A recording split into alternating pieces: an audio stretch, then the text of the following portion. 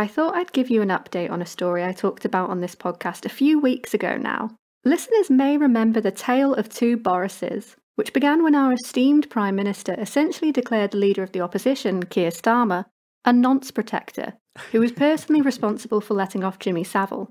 QAnoners, who were mostly under the impression that they were both satanic paedophiles, had to come up with a reason for why Boris was acting so based all of a sudden, and sharing one of their favourite memes. And luckily, with the help of an old Q drop which said, "Think PM UK install, the best is yet to come," they concluded the most likely answer. Johnson was a clone, cleverly installed by the White Hats to wake people up. He's good now. What I hadn't realised at the time was this conspiracy theory has a celebrity supporter, and one with former romantic links to the man himself. Jennifer Arcuri is an American technology entrepreneur and a past illicit flame of Johnson from 2012 to 2016, while he was Mayor of London. Since the relationship, Arcuri has been on something of a journey, promoting QAnon and anti-vaccine conspiracy theories on her social media accounts. Recently, she appeared on GB News, which is like the British version of Fox News, only with worse production values and less attractive hosts, and seemed to endorse, alongside other things, the theory that Johnson was replaced with a doppelganger at some point when he was in hospital suffering from COVID-19. There is something that happens to you before you take office when you become a world leader. There are certain rituals, let's call them for fun, that happen. And then when one takes office, one has to adhere to those around him, obviously seeking endorsement and validation from those, especially within the establishment, would have been very, very important to Boris. And then, per the episode, the entire nation watched one man entering the hospital and another one, leaving. I've had several sources confirm, this isn't the same man. However, we want to, I'm not the one to look into this. I'm not an investigative journalist. Someone should be looking into this.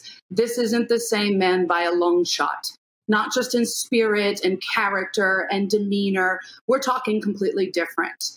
Now, for those who think this is just a coy way of doing the classic "he's not the man I knew" line so popular with faded romantic relationships, it might be worth looking at some of the other things Arcuri's posted to her Telegram channel and Twitter account.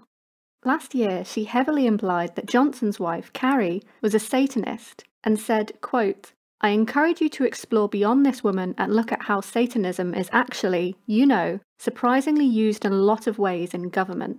According to Vice reporting in December last year, her Twitter feed is a stream of COVID denialism and anti-vax sentiment. On the 12th of November, a retweet from Arcuri's account showed a video saying that COVID vaccinations are a, quote, genocidal initiative against young children and that it is important to, quote, deal with the issue. A tweet posted on her account on the 6th of December said, "Paid for shills, shilling paid for lies," in response to footage of someone encouraging people to get vaccinated on a daytime TV show. On the 3rd of December, a tweet from her account said, quote, "Stay distracted with scariance." Meanwhile, the IMF issued a warning about an economic collapse.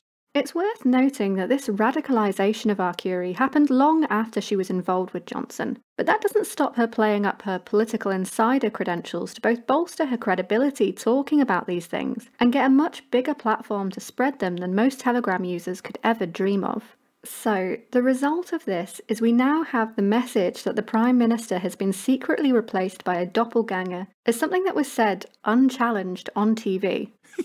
It's good. Although this might feel like a pretty dark thermometer reading of the British political landscape and its relationship to supposedly fringe conspiracy theories, I, as an adept political strategist, think that Labour could make something of this. After all, if Johnson's going to use QAnon-adjacent smears, it only seems fair to fight fire with fire. All Starmer needs to do now is demand, on live TV, that the Prime Minister tell us something only the real Boris Johnson could know. Something simple, perhaps, like, how many children do you have?